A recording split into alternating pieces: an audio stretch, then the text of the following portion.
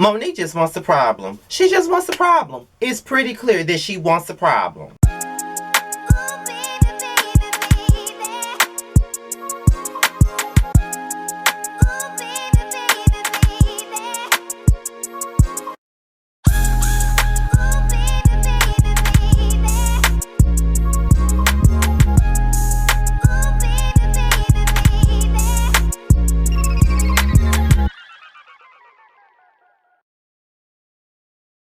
What's going on, everybody? This be your boy Scotty, and we're here for my review of the Real Housewives of Potomac season 5. I think this is episode 7 or 8, okay? As you guys already know, I was talking about doing this review last night, but baby, I was tired, okay?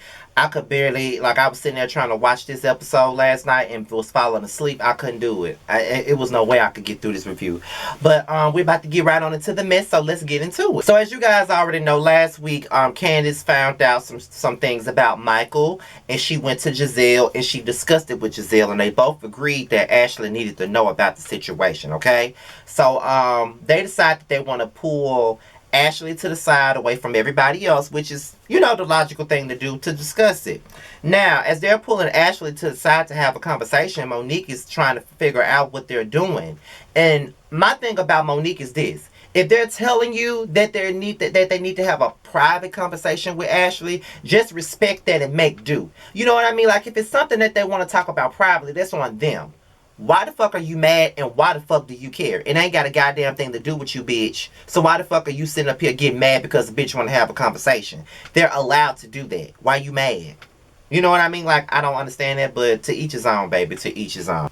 Candace and Giselle, they pretty much bring the bad news to Ashley. And Ashley actually took it like a G. You know what I mean? Like, she basically said that she would talk to Michael about it. She really wasn't really fazed by it. To me, it's pretty obvious that there's things that's been going on in this marriage for quite some time now. And Ashley has known for quite some time now. And she really don't give a fuck. That's just what I think, to be honest. Like, everybody be trying to bring all this bad news to Ashley. But Ashley really don't care about this shit, to be honest. She really don't care. And that's just what it is. So, I don't know. But she took it really well. And I will say that I commend Giselle and Candace for handling it the way that they did. They did pull her to the side to talk about it first. They did try to talk about it in the most mature manner. So I do give them both kudos for doing that. That's one thing that I can say, because normally Giselle would be ready to blurt that shit out in front of every goddamn body. But she did pull Ashley to the side to talk about it first. So kudos to you. So Karen, Candace, Wendy, and Monique are getting drunk. Okay, they getting drunk like it ain't shit down there. And Karen wants Monique and Candace to try to fix their relationship, because they were good friends at one point in time. And Monique was like, well, we're down here drinking, we're down here, having fun, everything, it's okay. This is really not the time to really discuss this right now, but we're having a good time. We're actually being amicable. We're coexisting. So, it's cool. You know what I mean? And, then Karen starts, talking about her marital issues with Ray. And one thing about it, and two things for sure, I've watched Potomac over the years. Maybe not as consistently as I should, but I've watched Potomac over the years. And I've always used to feel like Karen was very secretive. Like, she didn't really want nobody to know about her life. She really didn't want to get into her life like that. So, I understood that. But it's like this season, she's very open about her life. Like, she's very open. Like, she really don't have no problem with talking about the things that's going on in her life. And kudos to her. You know what I mean? Like, it's not always easy getting in front of a camera, especially with a bunch of women that just want to tear you down later on down the line and talk about your marital problems. You know what I mean? Like, it's just like when we get in front of this camera and we discuss what's going on in our lives, and sometimes it can be held against us sometimes when we talk about our personal life, but to me, that's what my brand is built off of. I'm built off keeping it all the way 100, and that's just what it is. Not everybody wants to keep it 100. Sometimes people just do things looking for a click in the view. That ain't me. Okay. Later on, Ashley lets the girls know what Candace and Giselle told her as far as what Michael did and what the text messages were saying. And Monique got annoyed. Straight up got annoyed, off the rip got annoyed, because she feels like They're doing too much. They need to stay out of other people's marriages. Why will we go down this same road all over again with this situation? And to be honest, I do agree with Monique on that. Like, I feel like with everything that happened with Candace and Ashley last year, Candace should have been the last one to tell Ashley about what she heard about her man. But at the same time, they handle it with grace and they handle it like grown women. So I don't know why Monique is so mad. And the conversation really ain't got a goddamn thing to do with her. So why you mad? Okay. That's what I'm saying. That's what I'm saying. Bitches just be looking for a problem. Like, I don't understand. Bitches just look for an issue just because they don't fucking like you. Like, real, like, for real. And Wendy was talking to Robin about Karen drinking last night. She was talking about how she was drinking like a fish and all this other stuff. You know what I mean? But to me, I like drunk ass Karen. Like, I love it when she gets lit and talk and just spreads out her motherfucking business. Because as a rising blogger, I must say, because I am a rising blogger at this point. You know, I've been doing this for a long time, but I'm just now starting to take it fucking serious. You know what I mean? Like, it is what it is, child. However, I like it when people spill their damn tea. They give me some shit to talk about. Okay, it give me some shit to talk about. So let's just keep it all the way real. But they start talking about Karen mentioned something, and then Monique started talking, and she starts going at Candace about how her and Giselle went and discussed whatever they discussed with Ashley. And my thing with Monique is, girl, shut the fuck up. Just shut the fuck up, bitch. Like, what the fuck you pressed and mad about? Like, I don't even understand it. Like, you so mad, and for what? What the fuck you mad for, bitch? Tell me why you mad. Because this whole little situation ain't got a goddamn... So because y'all are on a trip and you made plans, that means a bitch can't go out and have a private conversation? Who the fuck are you, bitch? Who the fuck are you? That's what I'm trying to figure out. Who in the hell are you to tell somebody what they can't be doing? I don't give a fuck who lake house it is, bitch. If I want to have a private conversation with a bitch and I don't want nobody else in my motherfucking conversation, that's my business. It ain't got a goddamn thing to do with you, so you can have a goddamn seat, bitch. Like, real talk. Like,